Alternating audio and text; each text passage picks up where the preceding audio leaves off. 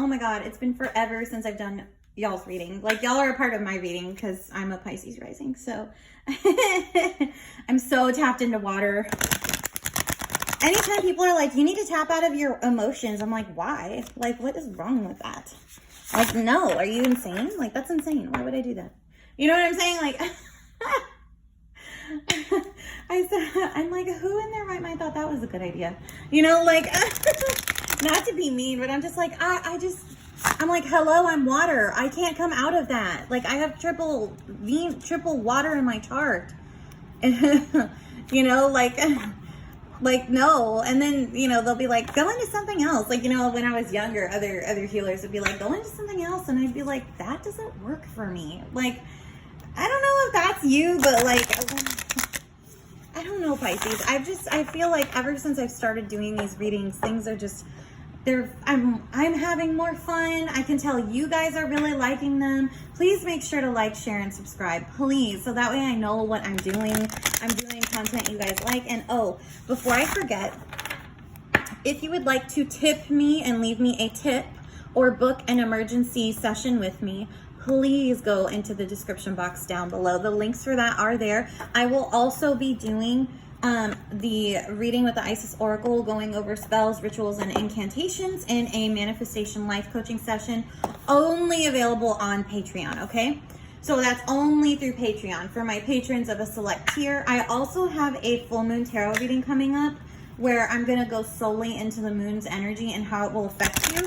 Also on my Patreon. I haven't announced it to the other signs because your girl's been busy, but like I also have several weeks of readings that we'll be doing together. So, you know, it evens out. But let's go ahead and see what the Fae are blessing you with, Pisces. So Pisces, it's so funny because like your fairy blessing magic card, the Apex, you know, the video that I gave you guys last week, I'm telling you that card came out for 2 other signs this week. And I was like, oh my God, like that's so awesome. That energy that is hitting the Pisces is hitting the whole collective now, which I love to see when that happens, because now that means the other signs are starting to open up to your perspective, which I think is the hardest thing about incarnation as a human, because you solely focus on your life, your path, your needs, blah, blah, blah. See how it sounds ego, right? To a Pisces, it's like, well, what about everybody else? What about everybody else and me? What about everybody else and this and this and this and, you know, like, and everybody around us that isn't a Piscean is like, well, why would you think about everyone else? And it's, as a Pisces rising, I'm more or less like, why don't you think about everyone else? Like, like I direct that question back because it's like, no.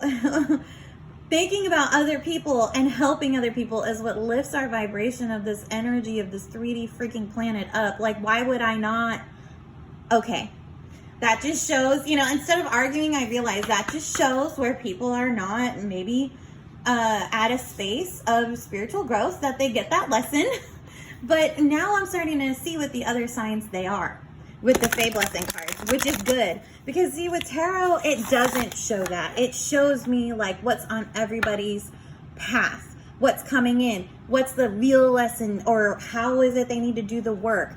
This is more or less about incantation, spells, and rituals that you can do to help you along, as well as loving words of unconditional love and kindness to help you get to understand those lessons. Because one thing I've learned as a 17-year-long veteran of tarot readings and astrology, art historian here, astrologist, is you either learn the lessons the first time around or you don't, and they come back to you and you're going to relearn them again until you stop, you know, you put your foot down and finally learn from the lesson. And it's like tarot is great at telling you, okay, this is how you do it.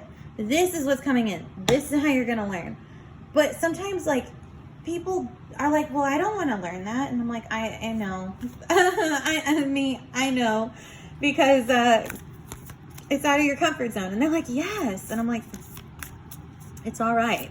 You know, I'm one of those readers that like when I was on the hotlines, people were just like, you're great. And I'm like, but I'm just telling you how it is. Like, it's okay. Don't freak out. It's going to get better.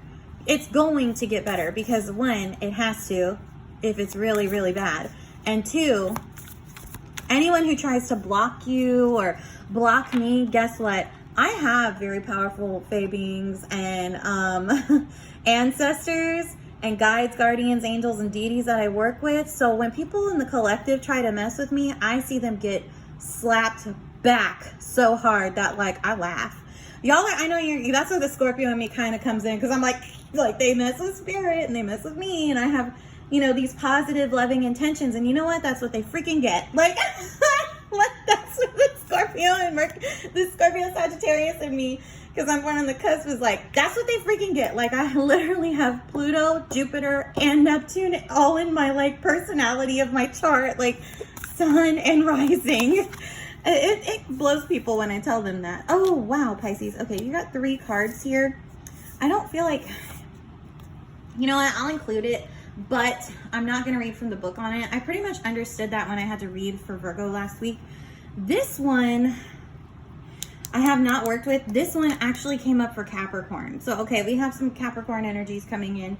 This came up for Virgo last week, and this one I have not worked with at all. So we'll have to read from the book on it. But Pisces, it looks like you really did accept that whole magical apex thing that I'm talking about, you know?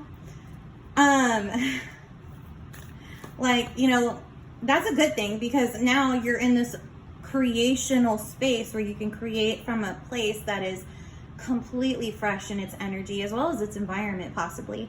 Or if it's the same environment, the vibrations are not the same as it was before, meaning it's most likely not negative anymore. It's not this anymore. You know, like, yeah, because this talks about the way the book described it, and I read it for Capricorn because I had never worked with this, but this, to me, I feel like it's wish energy. And when you work with the Fae, like, wish energy is almost like their same level of energy, and sometimes, you know, they are known to grant wishes, which the Fairy Godmother card is here. We'll get into that in a second. But Pisces, I wanted to point something out about this card. This is where the creative blessings are coming through. You're able to fully start to create either a new life, a new project, breathe it in, and almost like essentially like you're creating from the void to, and if you know what I'm talking about, if you don't, it's like the void of the universe, okay, where we come from. You know, there was this big darkness and we were all in the void at one point, and then there was that spark, that beautiful Mars and Aries, Sun and Aries energy that gave life to all living things in the universe, including us. It opened the pathway for destiny. All the deities, the guides, guardians, angels, like, they all came into being, given at different times, but they all came from the same spark, just as our souls do. And it's so funny, I'm having this interpretation with you, whereas with Capricorn I had to go directly from the book. But this is very much like, I feel like this is that Piscean energy of just artistic creation. With Capricorn, when I had to do the reading with them, and see, I have to think about where they are in your chart. They're 4 houses back, so they're like the 10th house, 10th, or I'm sorry, they're your 11th house. So sorry, it's like every time I do the wheel and I have to move it in my mind, in my mind's eye, for the general, I always do that, where I'm like, oh no, it's 4, no, my bad, 2. Hopefully next month I'll have a PDF link for you guys, where I have the wheel for y'all for the astrology. It'll probably be on my Patreon. I'm thinking about putting my lilac guide, like user guide, my manifestation spellbook guide, on Patreon as well, because it also is a protective energy, and I did recommend that to Capricorn, which we have kind of showing up in your 11th house right now. So just give me a second to think about it, because yeah, I'll probably post it honestly between this week and next week, just because I have a lot going on, y'all, and I do these readings for free, and you know, trying to build up the Patreon would be very, very beneficial right now, because I want to manifest that for myself, you know what I'm saying? And I also have other things I'm working on outside of this. So if you are like me as a Pisces Sun, Moon, or Rising, and you have various projects right now, you're literally in the middle creating them, and that's great. That's also including like projects for like filings or things like that. You're gathering everything you need to you know, submit that. Perfect. You're right in the middle of the sweet spot of where you want to be for that creation mode. And the thing is as we go into this week, we've got this week, and then 2 weeks from this week, Mercury goes pre-shadow phase into Taurus. Technically, it'll still be, it'll be Taurus because the Mercury retrograde is in Taurus. And I'm letting you guys know this, those of you who are getting this card, not to freak out, but to just let you know, hey, if you need to take action and move forward, like you need it to go like now, this might be the time to set those things up. Because I wouldn't wait till Mercury retrograde to do it. Mercury retrograde is known to be a hadge badger of stop and starts, technical fails, technologically fails, travel fails, car fails, you name it. Like, just shit hitteth the fan with Mercury retrograde and plans. Believe me, it'll delay you for such a long time. That's why I say it like that Shakespearean way of saying it. Because I'm telling you this because, y'all, I don't want y'all to sit there feeling this awesome creative energy, thinking you've got time to submit stuff when you might not, or the retrograde might mess with it a little bit. Might delay it and then make it not come to fruition, or, you know, force things to go down a path you don't want to go. Because believe me, your girl has had to go through this for 6 years. So I understand how the mechanics of Mercury retrograde work very well to know, like, I'm getting it done now. I'm not waiting. And if you decide to say, hey, you know what, I think I should wait on that. I'd rather do my research and still gather during Mercury retrograde's timing, then I would tell you, wait the 30 days and do that. Okay, so that way you can prioritize what is important with your creation void right now and what is not. What can simmer a little bit on the back burner, if you know what I mean. Like, what can cook a little longer? You know what I'm saying? Stay in that oven a bit longer without burning it.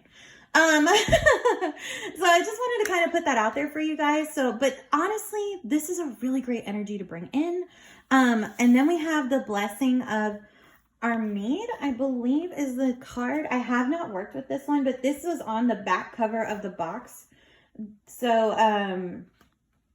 when I bought it, that's why I was like, oh, I haven't worked with this card. But this is the fairy gift of working with herbs, medicine plants, and their blessings. Oh, Pisces, herb magic. No wonder I was like, let me just bring up my lilac guide, because that is a form of herb magic. I do herb magic. I've done hoodoo. I've done, you name it. I've done it. Okay, with herbs.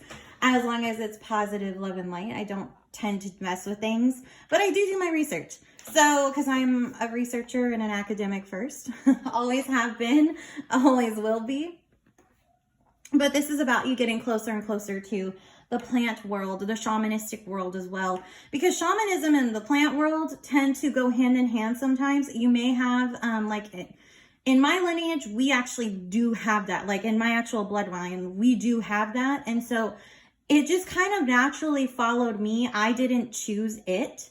So if you have ancestry that does include that, or you do come from a line that is known to have had it in there at one point, you might begin to feel the calling of going back to the natural world, working with herbs and plants.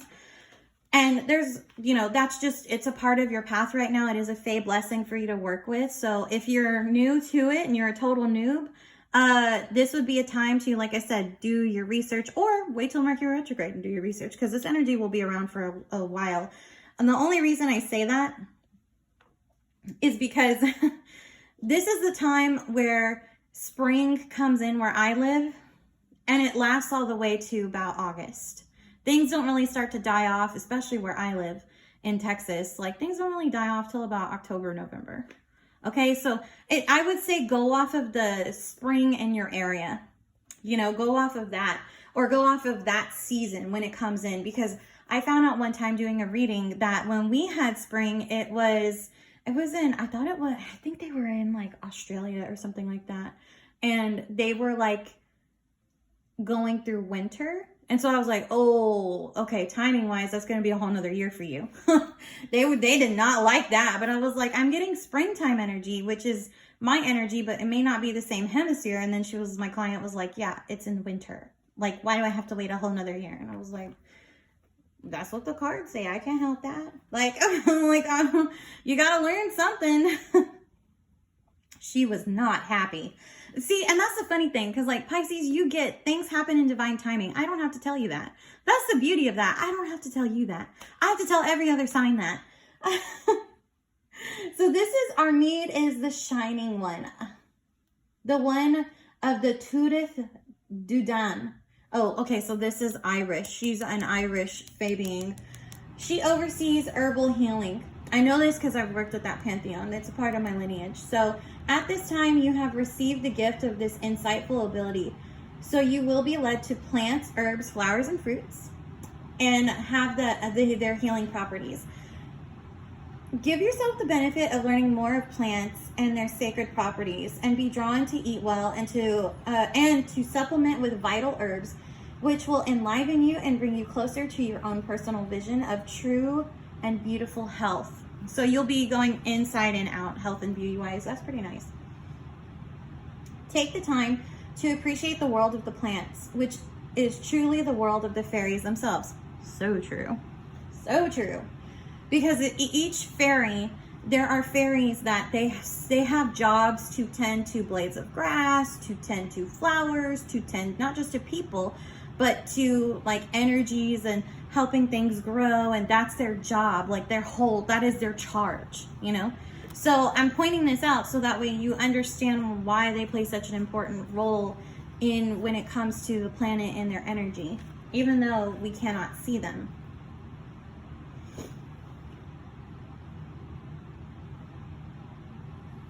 And grow your own healing herb garden.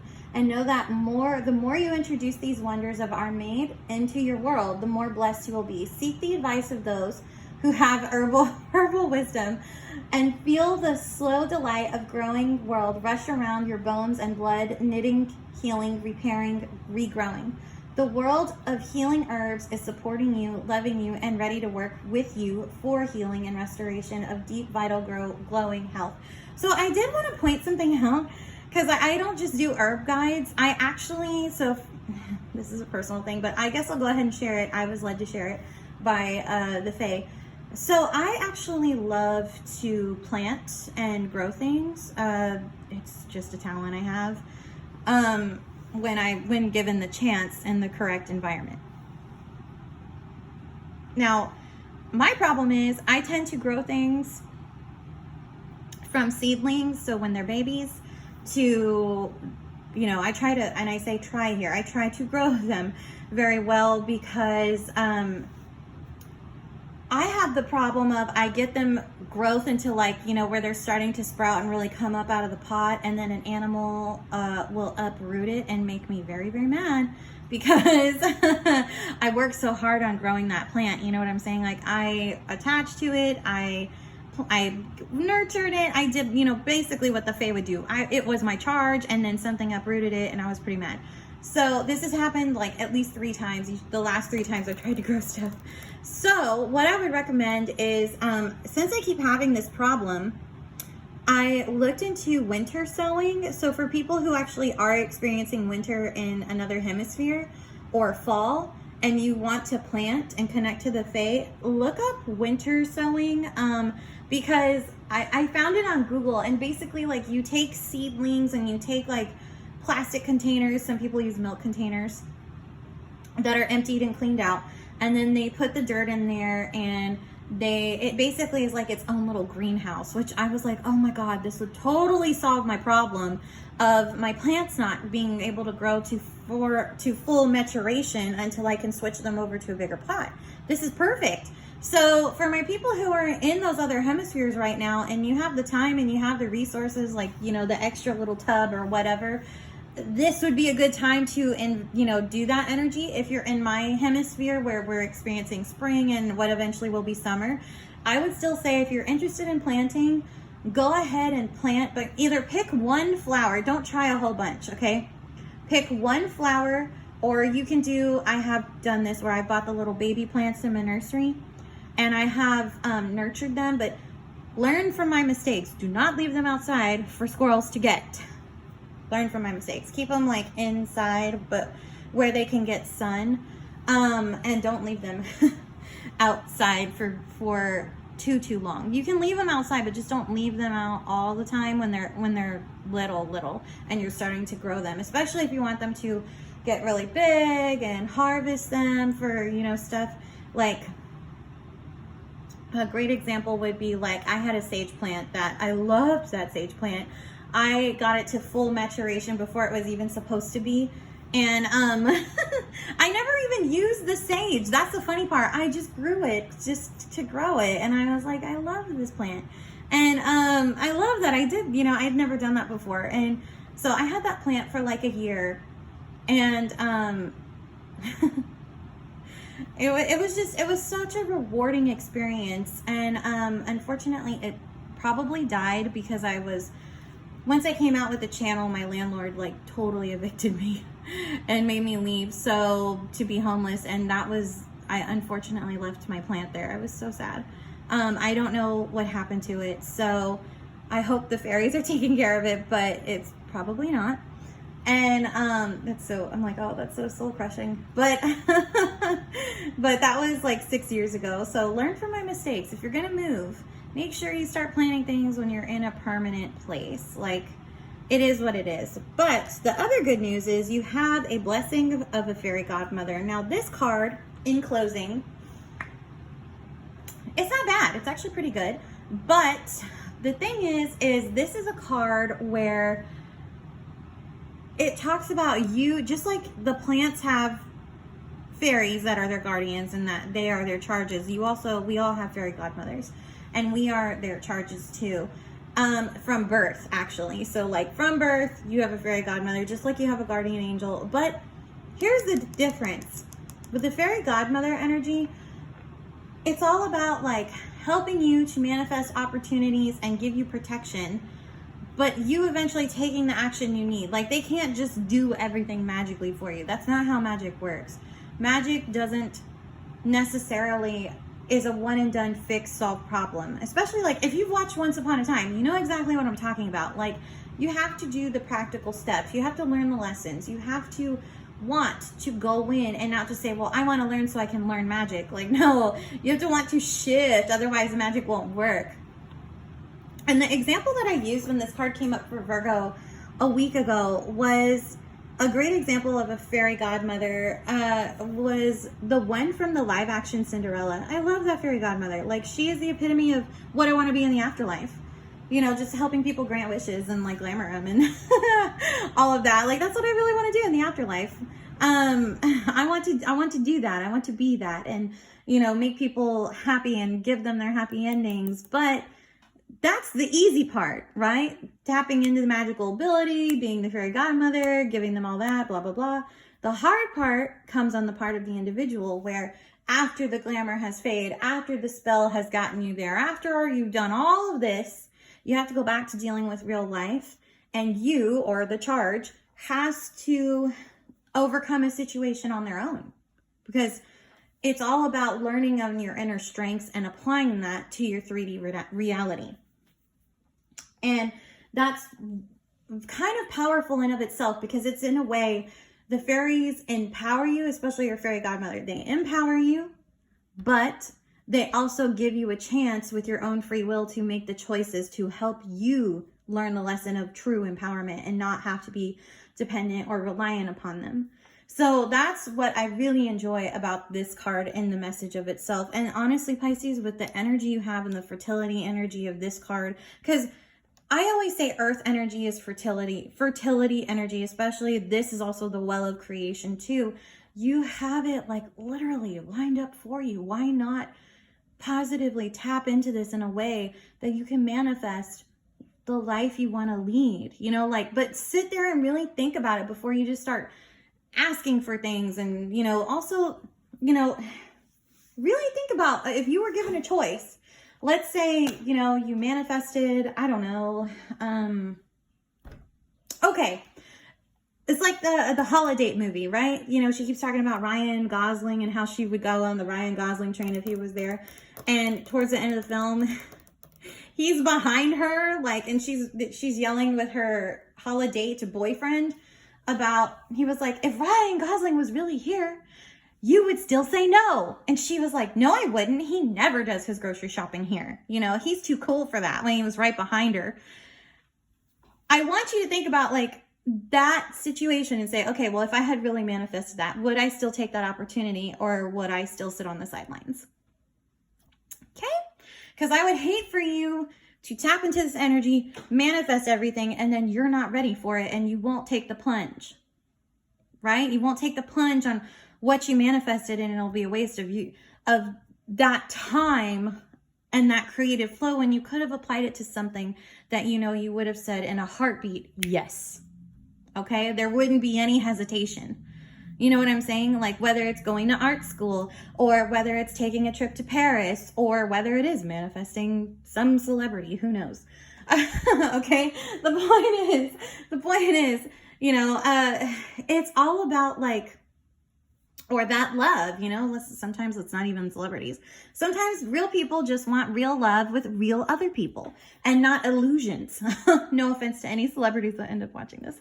I bear no ill will. I'm just saying, like, in order to fall in love and find real love, you got to be real with yourself. And in order to manifest that, you also have to manifest a real person with qualities, goals, dreams, ideas. You know, dating is it's just like dating. It's hard, and that's half the hard part, because the other hard part is finding out the true person underneath, right?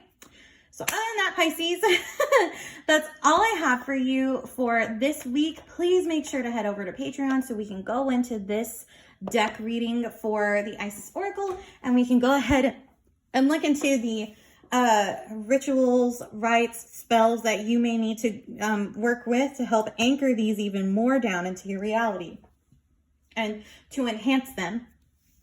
So other than that, Pisces, that's all I have for you. This is Luna signing off. Make sure to like, share, and subscribe. And don't forget, tip me, please, if you would like to do that. Join my Patreon tiers if you'd like to do that. Or if you would like to book an emergency session with me, please, please, please, please, please go down to the description box below. All of those links are there. Until we speak again, bye, Pisces.